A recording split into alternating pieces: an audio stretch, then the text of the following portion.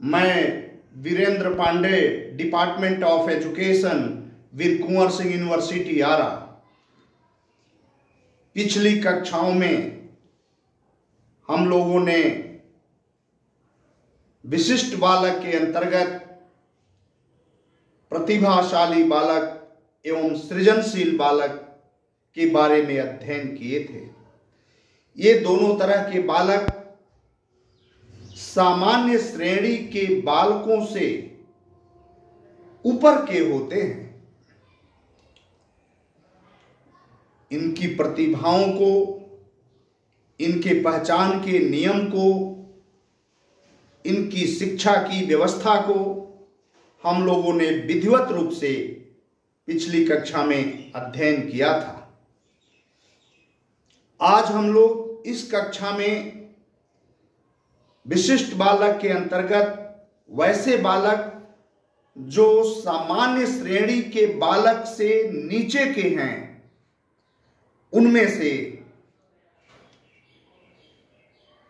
मंदित मना बालक के बारे में आज हम लोग अध्ययन करेंगे। मंदित मना बालक।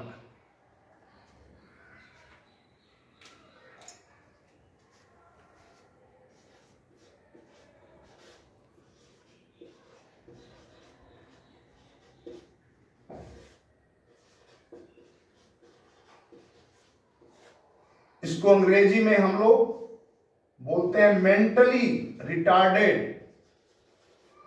Mentally retarded child.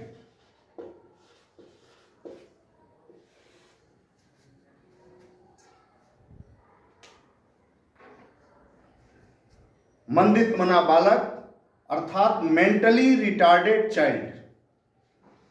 तो ये बालक सामान्य श्रेणी के बालकों से नीचे की श्रेणी वाले होते हैं। और मंदिता जो है वह एक दशा है, एक कंडीशन है। कोई कैंसर जैसी भयंकर बीमारी नहीं है। मंदिता एक दशा है। कुछ लोग सामान्य अर्थ में मानसिक न्यूनता और मंदित मना दोनों ही शब्दों को समान अर्थों में प्रयोग करते हैं। ठीक है, दोनों ही लगभग मिलते जुलते हैं, लेकिन मूल रूप से थोड़ा बहुत इनमें अंतर पाया जाता है। मानसिक न्यूनता निम्न बुद्धि लक्षण को प्रदर्शित करता है। बुद्धि स्तर की निम्नता को प्रदर्शित करता है। और मंदित मना जो शब्द है वह ऐसे बालकों को इंगित करता है जो अनुकूलन को ठीक ढंग से व्यक्त नहीं करते। अनुकूलन यानी एडेप्टेशन जो करना चाहिए, जिस उम्र के बालक द्वारा जो कार्य करने चाहिए वैसे कार्य को नहीं कर सकते। एडेप्टेशन उसको बोलते हैं, अनुकूलन। यानी ऐसे बालकों के लक्षण हैं कि ऐसे बालक अनुकूलन को ठीक ढंग से व्याप्त नहीं करते। तो ये जो मंदित मना शब्द है, यानी अर्थात ऐसे बालक जो अनुकूलन को ठीक ढंग से व्यक्त नहीं करते, उसके क्या कारण हैं? उसके कुछ कारण हैं। उनके कारण है कि उनके अधिगम क्षमता में ह्रास पाया जाता है। लर्निंग कैपेसिटी, उसमें क्या है? ह्रास, लेस, यानी निम्नता पाई जाती है। अधिगम क्षमता में ह्रास। दूसरा है उनके परिपक्वता में ह्रास पाई जाती है। परिपक्वता, मैच्योरिटी, मैच्योरिटी में भी लेस पाया जाता है, ह्रास पाया जाता है, परिपक्वता में ह्रास। और तीसरा जो कंडीशन है वह है सामाजिक समंजनशीलता में ह्रास, सोशल एडजस्टमेंट। इसमें यह भी निम्न स्तर का होता है। तो इन 3 क्षेत्रों में ह्रास पाया जाता है। पहला हमने बताया कि अधिगम क्षमता में ह्रास, दूसरा परिपक्वता में ह्रास और तीसरा सामाजिक समंजनशीलता में ह्रास। ये क्या है? अधिगम क्षमता में ह्रास कैसे पहचानेंगे?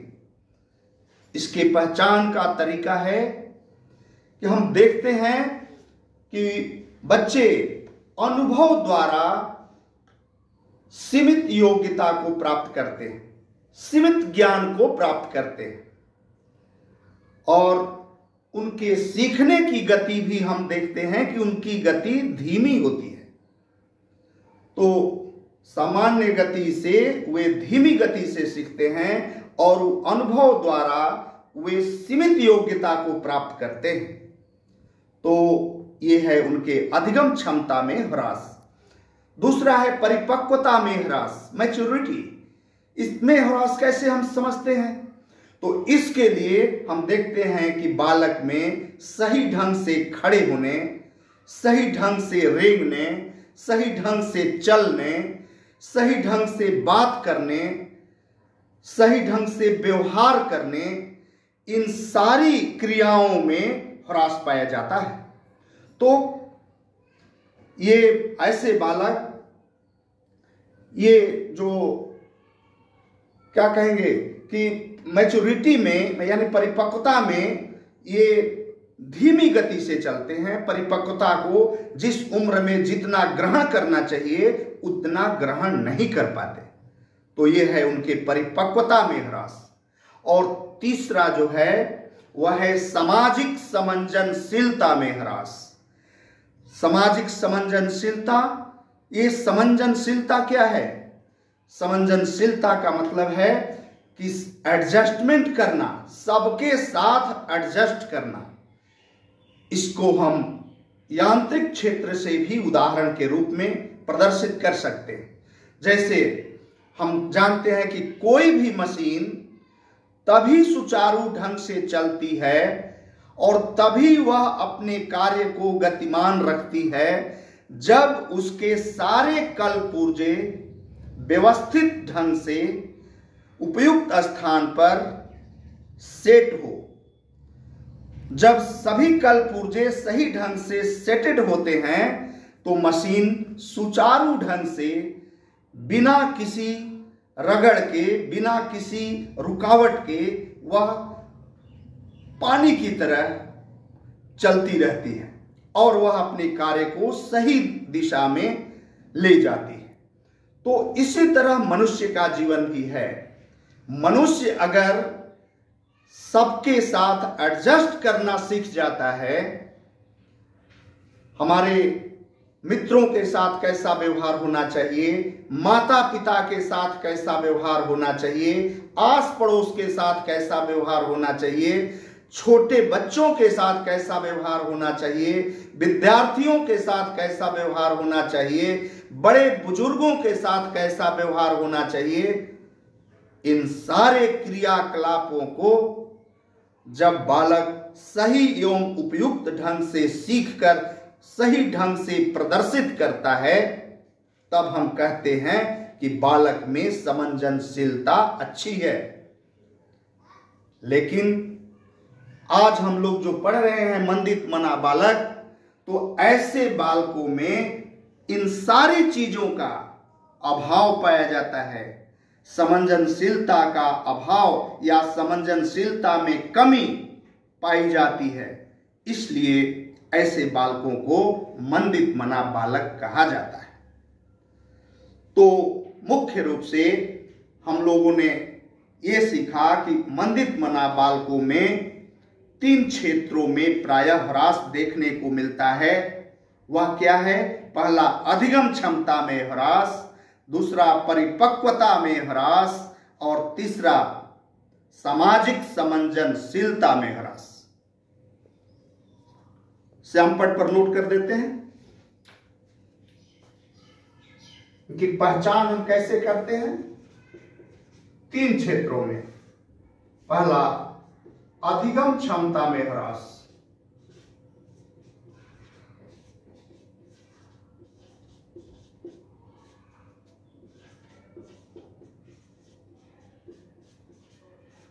दूसरा, परिपक्वता में ह्रास।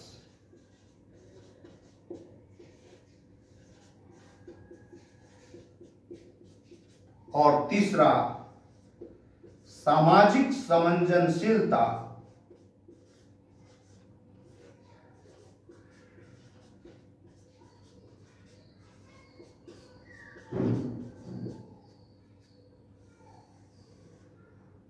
में ह्रास।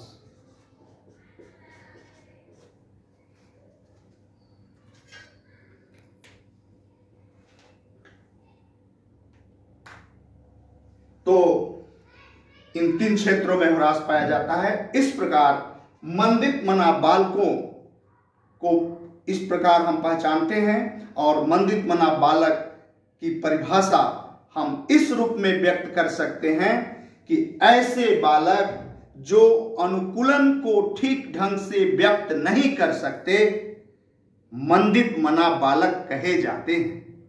यह है मंदित मना बालक की परिभाषा।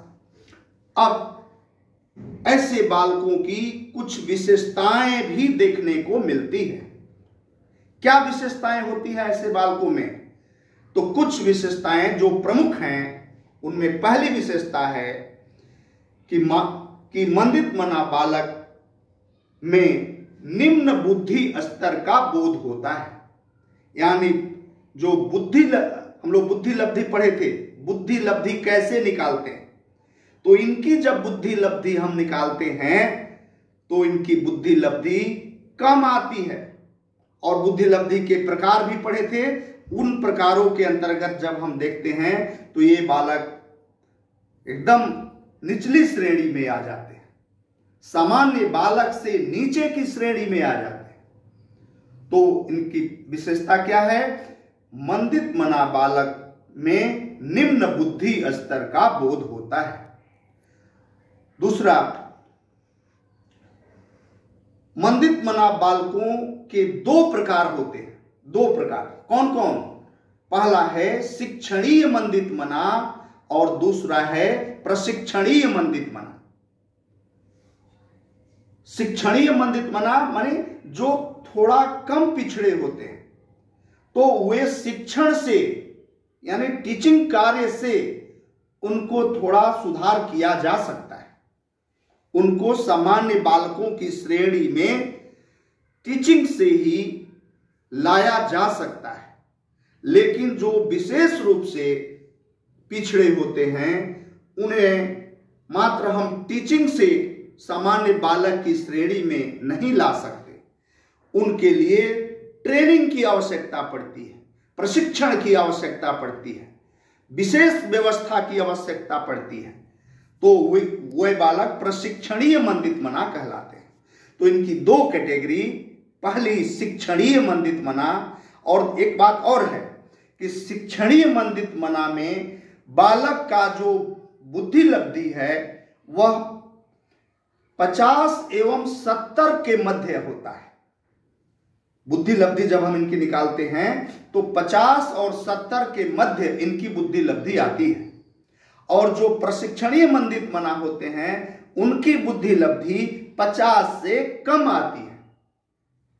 तो हम पहचान जाते हैं कि जिसकी बुद्धि लब्धि 50 से कम है, उन्हें विशेष प्रकार के प्रशिक्षण की आवश्यकता है, ट्रेनिंग की आवश्यकता है।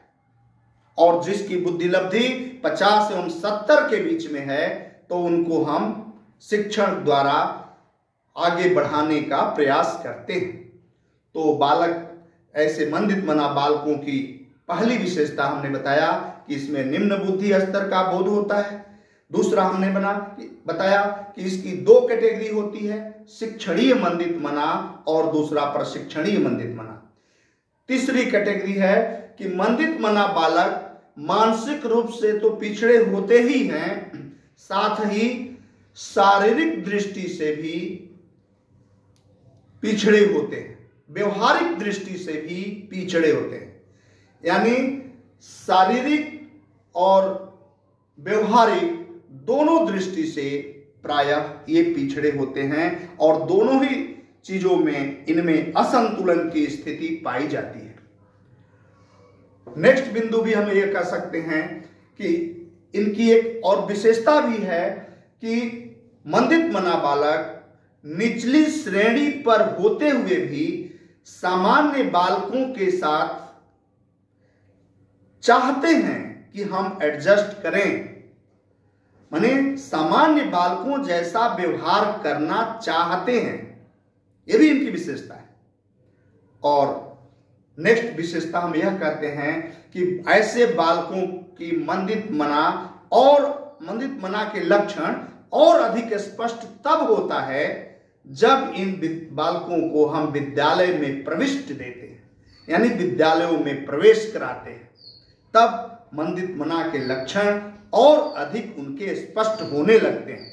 और जब वे लक्षण स्पष्ट होते हैं तब उनमें सुधार की प्रक्रिया शुरू की जाती है। तो ये सारी विशेषताएं हैं जिसके आधार पर मंदित मना बालकों को हम पहचानते हैं। और इनकी शिक्षा की व्यवस्था हम कैसे करें, यह भी हमारे लिए एक चुनौतीपूर्ण कार्य है, क्योंकि हमारे देश में सामान्य बालकों के लिए ही शिक्षा की व्यवस्था सही ढंग से नहीं हो पाती है। हम पिछड़ जाते हैं अन्य विकसित देशों की तुलना में। तो ये मंदित मना बालकों की शिक्षा की व्यवस्था करना विद्यालय समाज के लिए, उनके अभिभावकों के लिए, शिक्षकों के लिए एक बहुत बड़ा चुनौतीपूर्ण कार्य है। फिर भी अपने स्तर से हम प्रयास करते हैं कि उन्हें किस प्रकार शिक्षा दी जाए ताकि वे सामान्य बालक की श्रेणी में कम से कम आ सकें। तो इनकी शिक्षा की व्यवस्था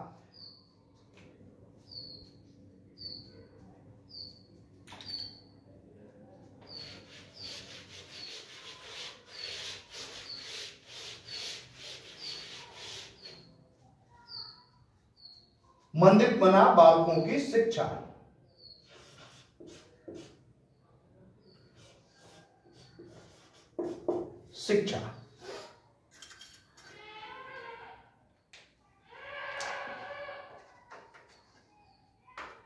बहुत ही सरल है।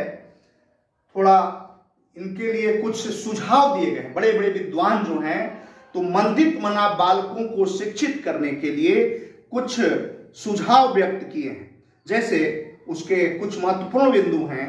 पहला बिंदु कि मंदित मना बालकों को अधिगम कार्य जो सौंपे जाते हैं वे जटिल नहीं होने चाहिए, माने अधिगम कार्य उनके जटिल नहीं होने चाहिए। ये पहला बिंदु है। दूसरा बिंदु, अधिगम कार्य जो है वह मात्रा की दृष्टि से भी छोटा होना चाहिए। बहुत बड़े मात्रा में दे देने से वे हतोत्साहित हो जाते हैं और वे उनकी रुचि कम हो जाती है। इसलिए अधिगम सामग्री जो भी उनको दिए जाएं वे मात्रा की दृष्टि से भी छोटे होने चाहिए।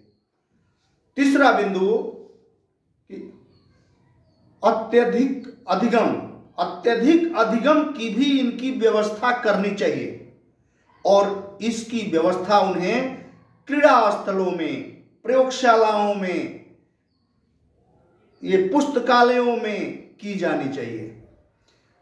और इन खेल विधि, क्रीड़ा स्थलों का मतलब क्या, इन्हें खेल विधि से कुछ ऐसी शिक्षा की व्यवस्था किया जाए ताकि वह सीख सके।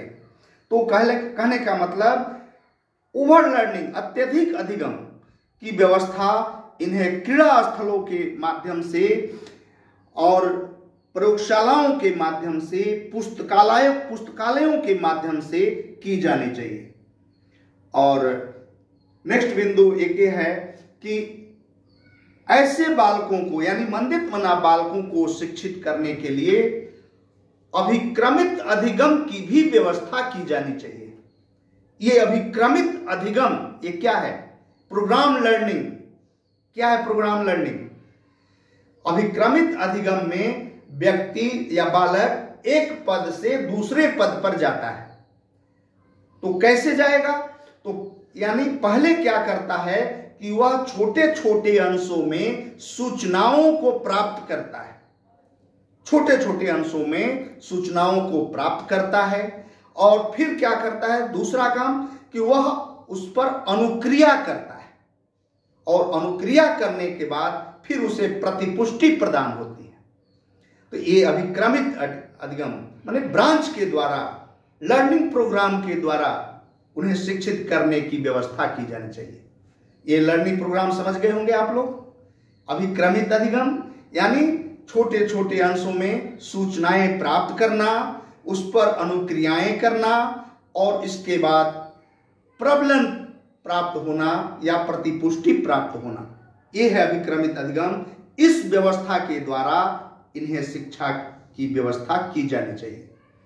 तो इस प्रकार हम लोग एक निष्कर्ष के तौर पर हम लोग संक्षेप में यह व्यक्त कर सकते हैं कि मंदित मना बालक जो है वह मानसिक स्तर पर, शारीरिक स्तर पर, बौद्धिक स्तर पर थोड़ा सामान्य बालकों से पिछड़े होते हैं, निम्न श्रेणी के होते हैं।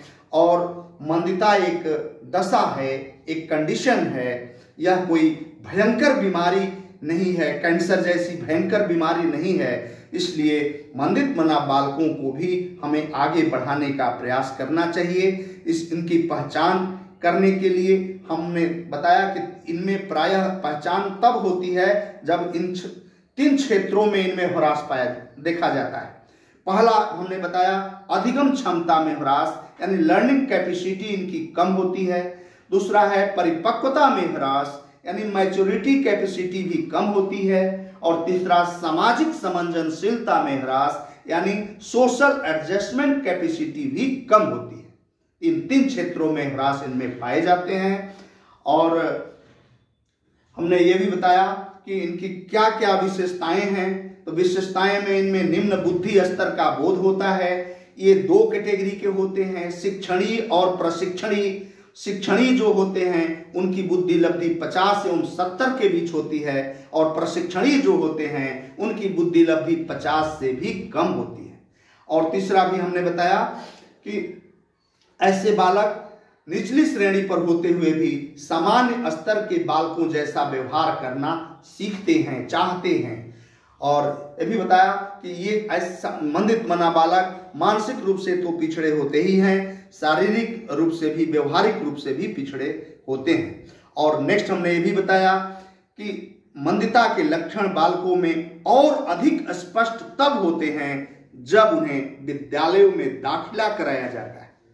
ये था मंदित मना बालकों की विशेषताएं। और इनकी शिक्षा की व्यवस्था कैसे करें? तो ऐसे बालकों की शिक्षा की व्यवस्था भी एक चुनौतीपूर्ण कार्य है। तो इसके लिए कुछ सुझाव बड़े बड़े विद्वानों ने सुझाव व्यक्त किए हैं कि इन्हें अधिगम कार्य जटिल नहीं देना चाहिए। और दूसरा बिंदु ये बताया कि अधिगम कार्य मात्रा की दृष्टि से भी छोटा देना चाहिए।